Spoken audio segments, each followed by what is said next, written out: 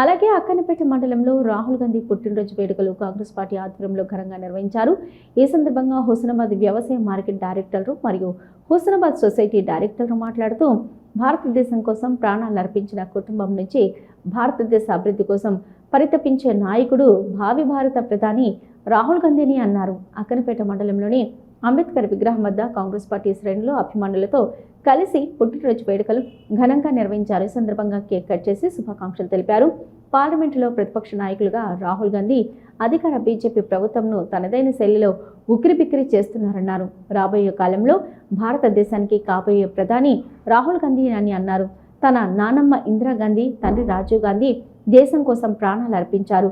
తెలంగాణ రాష్ట్ర ప్రదాత సోనియా గాంధీ సూచనలు, సలహాలతో రాహుల్ గాంధీ రాణిస్తున్నారని, ఖచ్చితంగా భారతదేశానికి ప్రధాని అవుతారని ఆయన అన్నారు.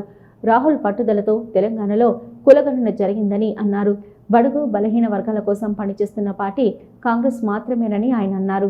ఈ కార్యక్రమంలో సొసైటీ డైరెక్టర్లు బుర్రా ప్రభాకర్ గౌడ్, బండి కుమార్, మార్కెట్ కమిటీ డైరెక్టర్లు ప్రతిపక్ష త్రిమూర్తి, కరెంటుతో రవి, అక్కన్నపేట మాజీ సర్పంచ్ ముత్యాల సంజీవరెడ్డి, బోయు జేఏసీ నాయకులు గంపల శ్రీనివాస్, బెజ్జంకి సారయ్య, మహమ్మద్ అక్బరుద్దీన్, లింగంపల్లి సారయ్య, కాసబైన రవి, పులికాస రమేష్, బందారం శ్రీనివాస్, పంక రాకేష్, రాజిరెడ్డి రాజునాయక్, నాగరాజు, పార్టీ నాయకులు, కార్యకర్తలు, అభిమానులు తదితరులు పాల్గొన్నారు.